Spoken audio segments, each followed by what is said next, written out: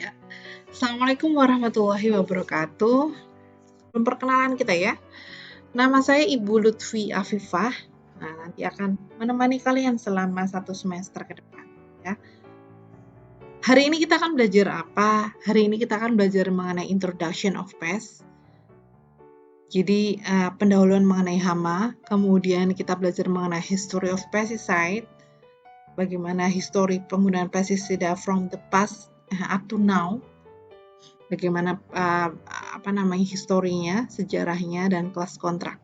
Oke, di depan kalian ini ada serangga. Serangganya ini adalah ladybug ya. Ladybug yang kalian lihat ini adalah predator. Jadi di alam ini predator itu mempunyai 2 peranan ya. Ada yang berperan sebagai predator dengan dengan elytra. Elytra itu adalah sayap depan dari kumbang, itu namanya elytra. Itu dia mengkilat ya, itu menandakan dia predator. Dan kalau kusam itu menandakan dia adalah hama ya. Jadi ada 2. Nah, sebelum kita mulai, hello students, perkenalan ya. Ini berbeda ya kelas. Kalau kelas kelas biasa dan kelas internasional ya. Kalau ini adalah kelas yang biasa, sehingga penyampaiannya menggunakan bahasa Indonesia, namun semuanya akan saya tulis dalam bahasa Inggris ya. Namun tidak perlu khawatir ya, saya akan akan meng-guide kalian ya. Saya tidak akan membiarkan kalian di sini belajar sendiri ya. Saya akan membantu kalian untuk belajar. Ini adalah saya, nama saya Ibu Lutfi Afifah. Saya sudah mengajar di Unsika sejak tahun 2015, mungkin ini tahun ke-6 ya. Dan saya bergabung di Fakultas Pertanian. Mayornya atau departemennya adalah agroteknologi. Saya tinggalnya di Karawang, kadang di Bogor ya. Yang punya rumah di Bogor ya siapa? Basic saya saya dulu alumni dari IPB University. Major saya S1-nya itu adalah plant protection, proteksi tanaman, dan S2-nya adalah entomologi. Entomologi adalah ilmu yang mempelajari mengenai serangga ya. Jadi saya mempelajari serangga, identifikasi serangga, mulai dari morfologi, anatomi, siklus hidup, bioekologi, behavior, dan lain sebagainya, sampai ke bagaimana pengendalian dari hama atau serangga dan lain sebagainya. Nah, itu saya pelajari di major saya ya. Kemudian, ini adalah Acridide, ini adalah salah satu ordo dari Orthoptera. Nah, kalian harus mencari ini, masing-masing kelompok ya, masing-masing individu harus mencari satu persatu, karena kalian akan praktikum secara online. Menggunakan role modelnya adalah belalang Acridide ini, belalang biasa ya, dan cari yang besar, cari yang sudah imago dengan ciri-cirinya itu biasanya sayapnya sudah berkembang ya, bukan yang pendek gitu. Kalau yang pendek biasanya dia belum imago ya. Nanti cari ya, mulai dari sekarang cari, dan nanti kita akan awetkan. Dan kalian nanti harus buat insektarium loh di mata kuliah ini ya. Nah, ini adalah ladybug. Kemudian dalam mata kuliah ini nanti akan sedikit-sedikit kalian belajar mengenai hama, bagaimana itu hama, kemudian bagaimana itu penyakit, bagaimana itu gulma, apa itu patogen atau penyakit tanaman dan lain sebagainya, dan bagaimana pengendaliannya, seperti itu ya. Kemudian ini riset interest saya adalah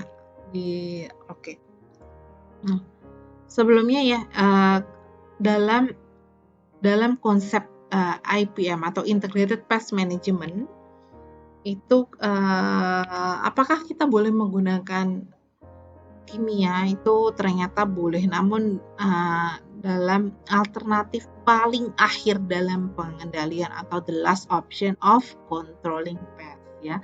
Jadi ini pestisida itu bisa digunakan sebagai langkah paling akhir ya. Nah, langkah awalnya apa? Jadi kita harus ada pencegahan ya, usaha preventif, kemudian pengendalian secara mekanik, pengendalian secara kultur teknis dan lain sebagainya. Bagaimana penggunaan biological agent-nya seperti penggunaan predator, bagaimana penggunaan parasitoid, apakah kita melakukan monitoring hama. Jadi monitoring itu adalah pengamatan secara berkala di lahan kita. Ada apa aja sih di lahan kita? Hama, bagaimana sih perkembangan hama atau penyakit tanaman? Jangan sampai kita tidak melakukan monitoring dan tahu-tahu hama itu meledak. Nah, jangan sampai. Maka yang perlu kita lakukan adalah melakukan monitoring. Nah, ini adalah riset interest saya konsennya lebih ke bagaimana pengendalian hama terpadu menggunakan bahan-bahan yang lebih alami, lebih biodegradable, lebih safe terhadap environment, lebih safe terhadap organisme non-target ya, dan sebagainya ya. Seperti ini hama, ini bisa dikendalikan dengan entomopatogenik fungi. Itu adalah salah satu dari komponen pengendalian menggunakan cendawan entomopatogen. Ya, jadi fungi itu jangan diartikan jamur ya, lebih ke cendawan ya. Kalau untuk kalau jamur itu biasanya dia punya tubuh buah yang besar. Entomopatogenik fungi seperti ini, dia nanti kita bisa bisa spray ke serangga, dan kemudian konidianya dia akan masuk ke dalam tubuh serangga dan menginfeksi serangga tersebut sampai kemudian serangga tersebut akan mati. Gitu ya. Ini adalah hobi saya traveling. Ini adalah keluarga kecil saya sebelah kanan, nanti bisa dilihat di slide. Ini hobi saya senang mengenakan traditional fabric, saya suka mengenakan kain, saya suka traveling, saya suka semuanya. Saya suka makan-makan, kalian suka juga kan?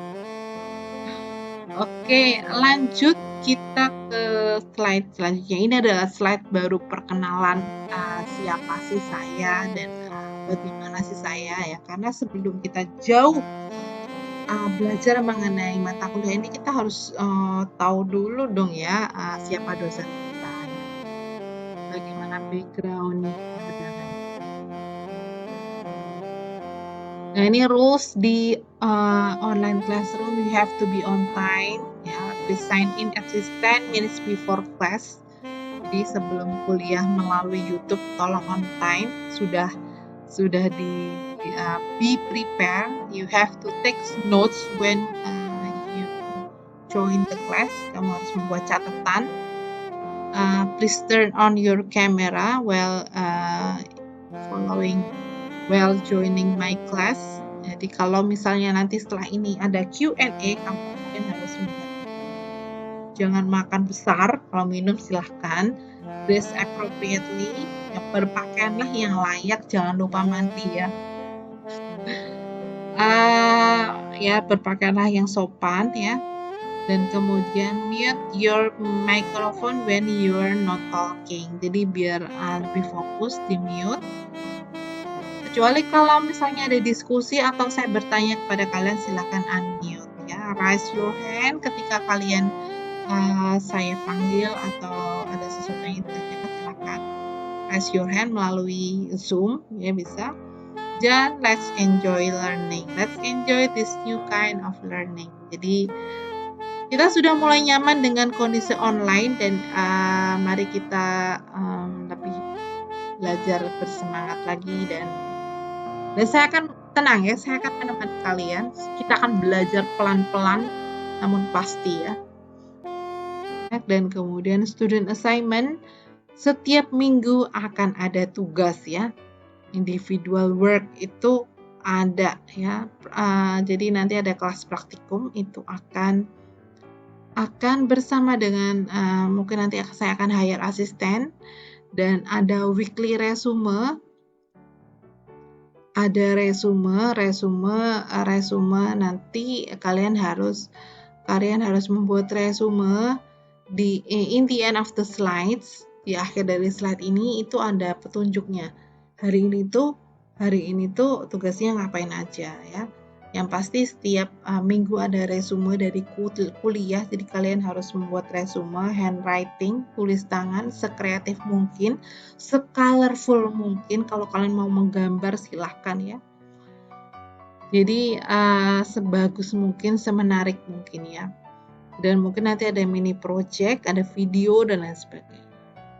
Resume video juga termasuk. Kemudian ada group work, jadi nanti saya akan melihat keaktifan kalian ketika kalian belajar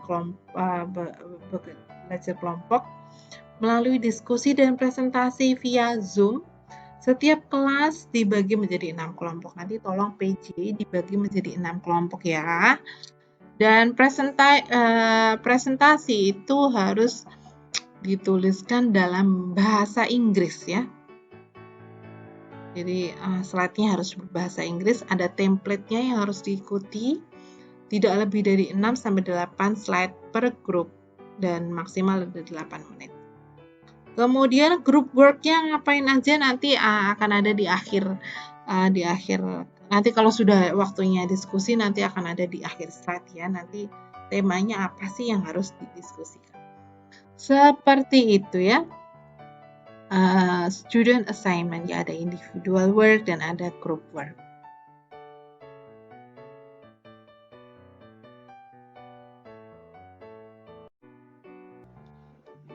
Oke. Kita lanjut.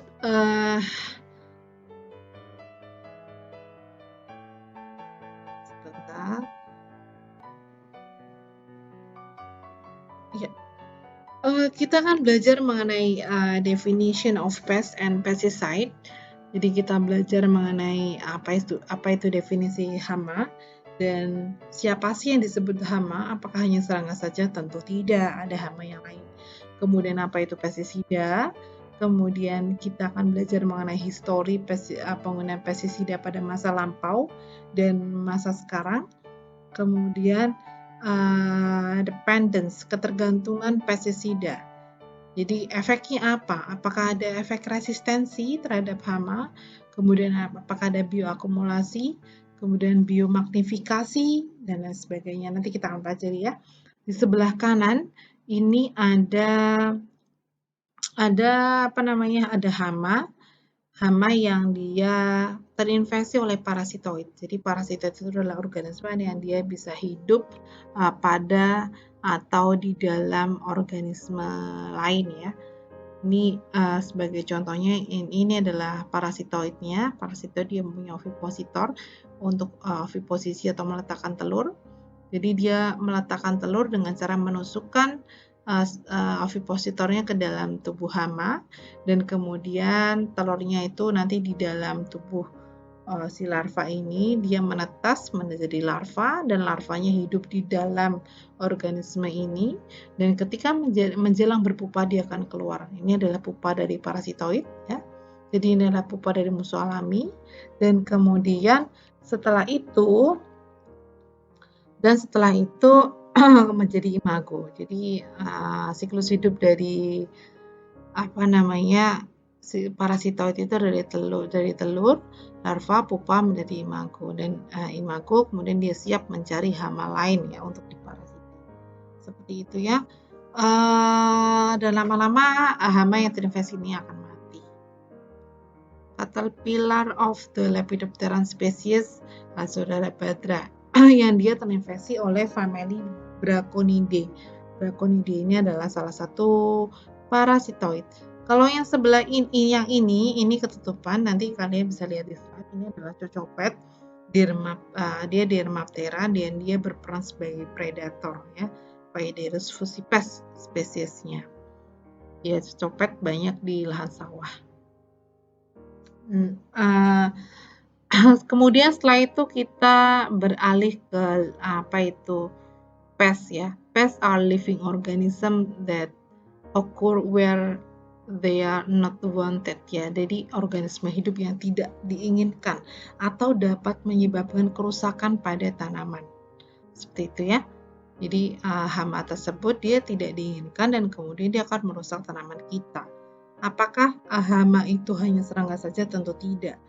Pokoknya yang dia tidak diinginkan dan dia mengganggu dan dia merusak tanaman utama kita itu disebut sebagai hama. Selain serangga ada tikus, ada pengerat, atau ada hama lain. Contohnya misalnya babi, kelelawar, kemudian ada gajah bahkan ya. Kalau dia mengkonsumsi misalnya perkebunan, misalnya sawit dan sebagainya, itu juga disebut sebagai hama seperti itu ya. Kemudian juga definisi luasnya ada cendawan, bakteri, virus, itu juga disebut sebagai organisme pengganggu tanaman.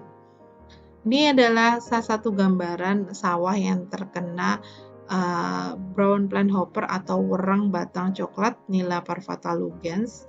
Jadi gejalanya ini adalah hopper burn, dia terbakar. Ini adalah brown plant hopper, dia tinggalnya di pangkal batang ya, lower part of the branch, jadi bagian bawah batang, dan dia itu mengkonsumsi itu ya cairan tanaman ya. Alat mulutnya adalah menusuk dan menghisap seperti itu. Lanjut ke selanjutnya. Kita beralih ke apa itu pestisida. Pestisida adalah substansi atau campuran yang digunakan untuk preventing, mencegah, destroying, merusak, repelling itu menolak, atau kita bisa memindahkan serangga. Jadi pesticide itu, apakah pestisida itu hanya sintetik saja? Ternyata tidak. Ada yang disebut dengan natural or biological pesticide, yang dia derivasi atau dari tumbuhan ya, dari tumbuhan, are still pesticide. Kalau dari pestisida dari tumbuhan itu bisa disebut sebagai biopestisida atau pestisida nabati ya dalam bahasa Indonesia. Dan itu juga disebut pestisida namun biopestisida. Yang pastinya lebih biodegradable, lebih aman terhadap lingkungan, dan juga lebih aman terhadap hama non target gitu ya, atau misalnya serangga non target lainnya. Karena di alam itu ada banyak sekali organisme, tidak hanya hama saja. Oke, yang akan kita kendalikan hama A, namun kan di sekitar hama A juga ada musuh alami dan lain sebagainya. Masa iya kita akan membunuh musuh alami juga? Kan tidak. Jadi sebisa mungkin itu pestisida yang kita gunakan adalah spesifik ya. Jadi dia hanya menyerang hama tertentu saja ya, tidak dengan musuh alami. Musuh alami biarkan hidup. Ini di pasaran itu ada banyak sekali merek dagang dari pestisida ya. Jadi banyak merek dagang dari pestisida, bisa dilihat di sebelah kanan. Lanjut, type of pesticide. Jadi di alam ya, di pestisida itu ada banyak sekali macamnya. Jadi kalau insektisida itu digunakan untuk membunuh serangga. Kalau fungicide itu digunakan untuk membunuh cendawan. Kalau herbicide itu digunakan untuk membunuh gulma. Kalau rodenticide itu digunakan untuk membunuh rodent atau tikus. Kemudian bactericide itu digunakan untuk mengendalikan bakteri, dan nematicide itu digunakan untuk nematoda. Apakah ada viruside, Bu? Tidak ada. Yang namanya viruside tidak ada. Jadi virus itu yang kita kendalikan adalah vektornya, vektor atau pembawa penyakit ya, pembawa penyakit. Karena kalau di virus tanaman itu yang kita kendalikan adalah pembawanya. Pembawanya adalah serangga biasanya. Kemudian kita beralih ke bagaimana sih pestisida itu penggunaannya di masa lampau. Apakah di masa lampau itu juga digunakan pestisida? Tentu juga dipakai ya. Jadi sejak dulu kala kita sudah menggunakan pestisida ya. Baik itu sintetik maupun misalnya yang biopestisida. Misalnya ya, jadi ada banyak pestisida yang sampai sekarang itu masih digunakan ya, baik itu pestisida maupun biopestisida masih digunakan sampai sekarang, dan ada banyak juga yang dia sudah di-ban atau sudah dilarang oleh pemerintah karena banyak merugikan, tidak hanya hama ataupun serangga lain, namun juga sangat merugikan lingkungan, gitu ya. Seperti contohnya adalah still used today elemental sulfur dan arsenat, merkuri, arsenik dan lain sebagainya. NaCl. Ini dari pesticide from plant extract, jadi ekstrak tanaman atau disebut dengan biopestisida atau pestisida nabati. Dari pyrethrum itu dari tanaman, bunga-bungaan. Name itu adalah mimba. Kemudian rotenon, ada nikotin, citronella itu still used today. Karena apa? Karena dia lebih biodegradable, lebih aman terhadap lingkungan dan juga lebih aman terhadap hama, terhadap serangga non-target. Kemudian ada juga digunakan oil soaps, jadi ada digunakan seperti minyak ataupun sabun. Itu ada beberapa yang bisa digunakan untuk mengendalikan kutu-kutuan gitu ya. Karena ada banyak hama seperti kutu-kutuan itu mempunyai lipid ya, lapisan lemak yang cukup banyak dan bisa dikendalikan dengan sabun. Ya, dan itu pengendalian bisa untuk skala pekarangan ya. Kerosin, gas cyanide tidak digunakan, methylbromide passing out dan sebagainya. Jadi intinya ada yang masih bisa digunakan sampai sekarang, ada yang sudah di-ban, ada yang sudah tidak diproduksi lagi dan lain sebagainya. Sebelah kanan ini adalah gambaran dari bagaimana zaman dahulu aplikasi dari pestisida. Nah, ini aplikasi dari pestisida yang orang ini nih kelihatannya nih tidak tepat ya. Karena apa? Karena dia berlawanan dengan arah angin. Efeknya apa? Efeknya adalah kita bermandikan pestisida. Kayak gitu ya. Anginnya dari sana, kita nyemprot sini, yang kena kita semua. Yang terkontaminasi pestisida kita. Dan ketika kita terkontaminasi pestisida itu efeknya itu bisa fatal ya, bisa cancer ya. Ini zaman dulu aplikasi pestisida menggunakan kuda dan sebagainya. Nah, ini adalah dan synthetic organic pesticide. Ini adalah DDT. DDT ini pada mulanya pada 1939 sekitar tahun itu digunakan untuk membunuh malaria dan nyamuk ya ketika selama Perang Dunia Kedua. Namun kesini-sini ya pada zaman dahulu itu digunakan untuk segala aspek dalam kehidupan mereka gitu ya. Mereka sangat tergantung sekali pada penggunaan DDT dan penggunaan DDT ini sangat besar-besaran sekali sehingga suatu ketika kita sudah terlampau banyak menggunakan pestisida sintetik DDT ini dan kemudian ketidakseimbangan ekosistem terjadi seperti itu ya. Ada banyak hama yang kemudian resisten sehingga ketika kita semprot dengan pestisida tersebut itu tidak mempan lagi karena udah tahan, udah kebal gitu terhadap pestisida tersebut.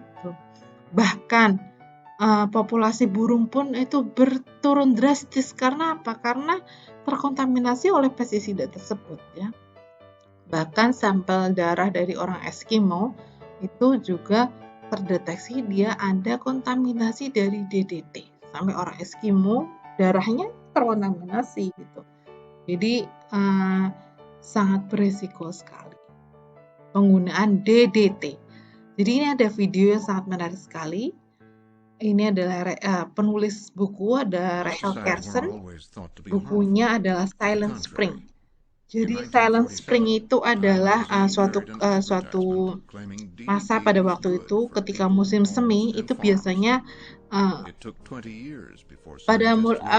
musim semi itu biasanya semuanya berkicau, banyak burung-burung berkicau. Namun suatu ketika tidak ada burung yang berkicau sama sekali, jadi silent. Itu karena apa? Karena burungnya pada mati karena adanya DDT ini. Jadi overwhelm pesticide DDT ya. Jadi they spray pesticide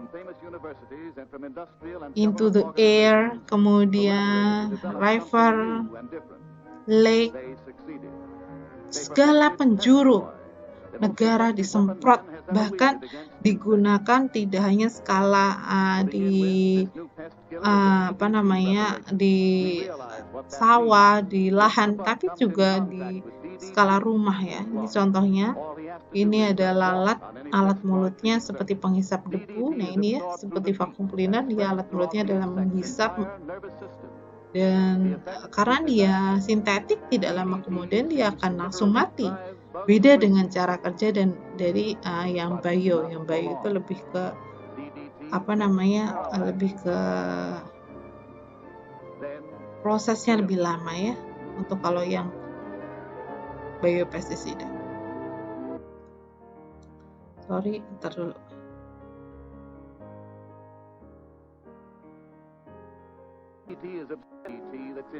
Jadi mereka menggunakan DDT di segala aspek, di rumah juga, untuk semut, kecoa, indoor dan outdoor, dia semua mereka memakai pestisida DDT ya.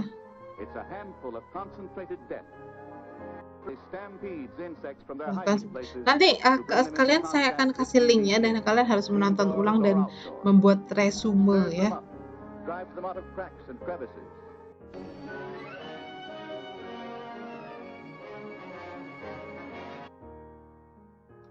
Sorry.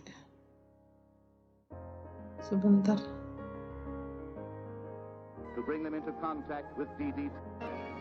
Bahkan dulu DDT itu digunakan untuk penyakit polio pada anak.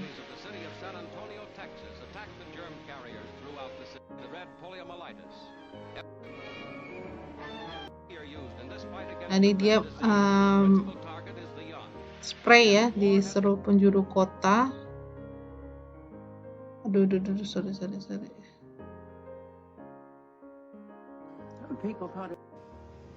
Nah ini untuk fighting penyakit polio. Jadi mereka lagi makan disemprot aja gitu ya. Jadi tidak masalah itu zaman dulu ya, seperti itu ya. Jadi parahnya penggunaan DDT di segala aspek kehidupan.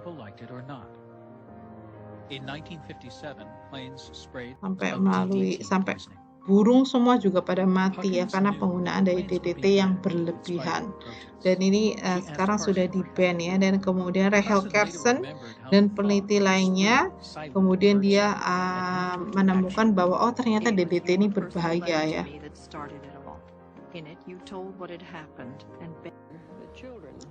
Ini kalau di pertanian. Dan sampai kemudian dia menulis buku Silent Spring oleh Rachel Carson, dan lama-kelamaan isu ini akan diangkat ya oleh pemerintah.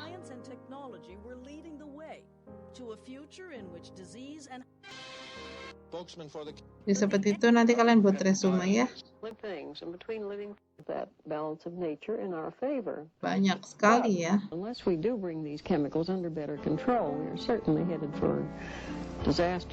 Rachel Carson, author of the landmark book Silent Spring, started a revolution. Nah ini ada pesticide nomenclature. Di setiap pestisida itu biasanya ada 4 komponen ini ya. Ada bahan aktifnya apa? Ya, chemical in pesticide ya. Jadi responsible untuk fitotoksisitasnya. Kemudian trade name itu adalah nama dagangnya.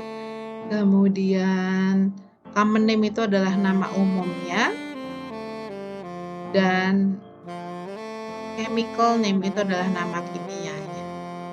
Seperti contohnya contohnya adalah Roundup. Roundup ini adalah nama dagangnya ya. Jadi yang banyak dikenal petani itu biasanya adalah nama dagangnya. Trade name-nya adalah Roundup. Kemudian common name. Common name ini biasanya identifies active ingredient, glyphosate. Jadi active ingredient-nya atau bahan aktifnya adalah glyphosate, dan chemical name-nya yang sebelah ini ya. Dan di setiap label itu tidak hanya tertuliskan merek dagang, bahan aktif, dan chemical name, namun juga di situ dilengkapi dengan petunjuk pemakaian, dosis, konsentrasi, kemudian cara menggunakan, dan lain sebagainya ya, seperti ini ya. Avoid contact of herbicide with foliage, green stems, dan lain sebagainya. Seperti itu ya. Lanjut ke selanjutnya. Ini adalah concern with pesticide dependence, bagaimana adanya ketergantungan dari pestisida. Pest resistance itu adalah ketahanan hama. Ketika kita menyemprotkan pestisida itu berlebihan, maka yang terjadi adalah hama itu tahan terhadap pestisida. Sehingga suatu ketika kita menyemprotkan pestisida tersebut itu tidak akan mempan.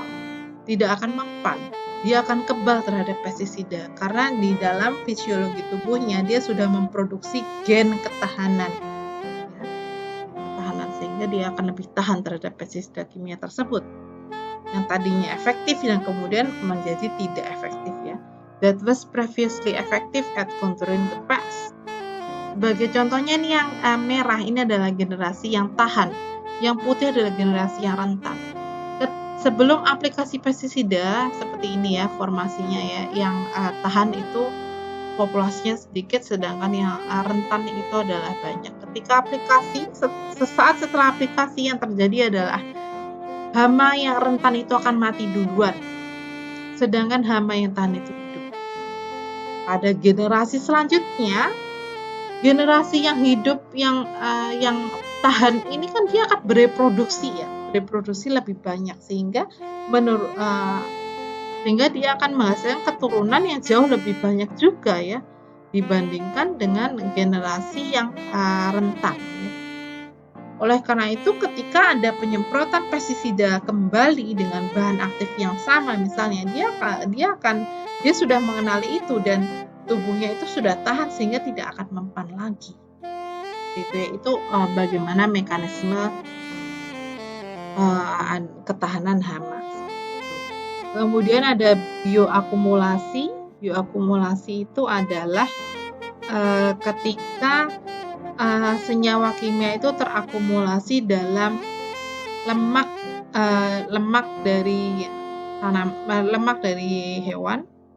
Kemudian kalau biomagnification itu ketika organisme mengakumulasi residu dengan konsentrasi yang lebih tinggi daripada yang mereka konsumsi. Seperti contohnya kita biar lebih mudah mendeskripsikan. Jadi kita ada DDT, ada kontaminasi DDT di air ya. Jadi pada mulanya ada kontaminasi DDT di air sebanyak 0,00003 part per million. Ini sangat rendah sekali konsentrasinya. Ketika fitoplankton tersebut mengkonsumsi air ya, sehingga kalau biomagnifikasi kan semakin tinggi dia tingkatan trofiknya, jadi semakin tinggi akumulasi residunya kan semakin tinggi 0,04. Kemudian fitoplankton dimakan oleh zooplankton sehingga zooplankton akumulasi residunya jauh lebih tinggi. Begitu juga dengan seterusnya, sehingga pada ikan yang besar itu akumulasi DDT-nya jauh lebih tinggi. Bayangkan saja yang tadinya 0,000 sekian kemudian jadi 20 part per million. Belum lagi ketika kita mengkonsumsi ikan, karena yang mengkonsumsi ikan misalnya kita juga akan bisa terkontaminasi oleh DDT tersebut sehingga akan terjadi biomagnification juga. Itu ya, ini adalah akumulasi residu pestisida dalam satu trophic biomagnification. And today we have traditional synthetic organic pesticide. Jadi sekarang ini kita tidak perlu mengandalkan ya yang namanya penggunaan pestisida sintetik, karena dalam konsep pengendalian hama terpadu, penggunaan pestisida sintetik itu digunakan sebagai langkah paling akhir dalam pengendalian, seperti itu ya. Jadi kita punya biopestisida atau pestisida nabati yang berbahan dasar dari tanaman misalnya. Kemudian kita juga punya agen hayati, punya predator, punya parasitoid, punya agen hayati misalnya mikrobanya seperti bakteri, fungi, virus, dan lain sebagainya. Ada banyak yang bisa kita gunakan untuk mengendalikan hama ataupun penyakit tanaman ya. Ada banyak yang bisa kita upayakan. Sehingga kita juga meminimalkan risiko kontaminasi terhadap lingkungan dan juga aman terhadap organisme non-target kita.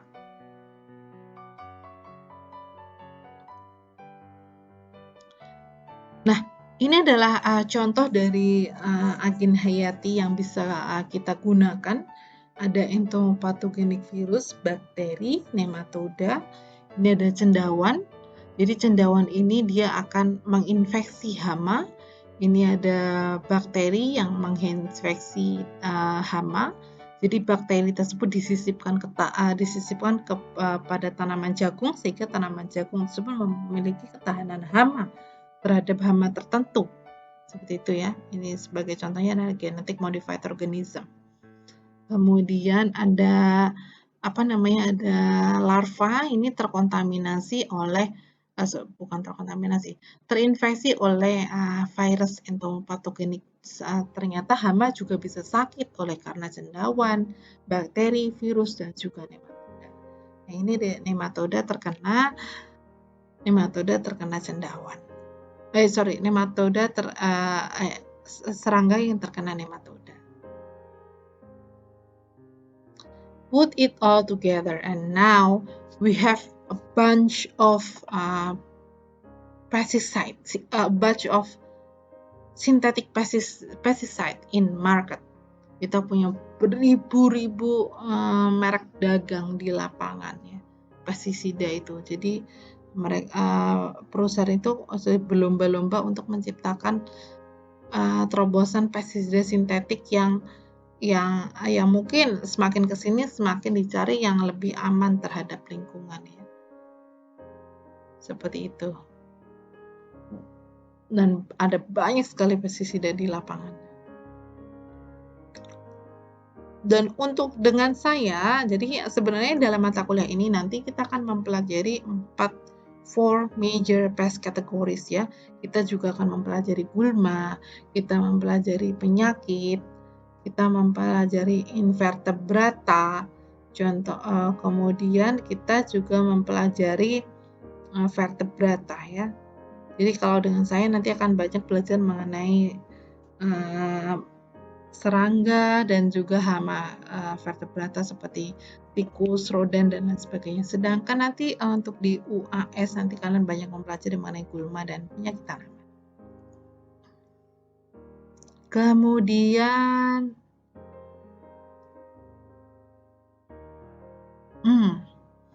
pest identification is critical.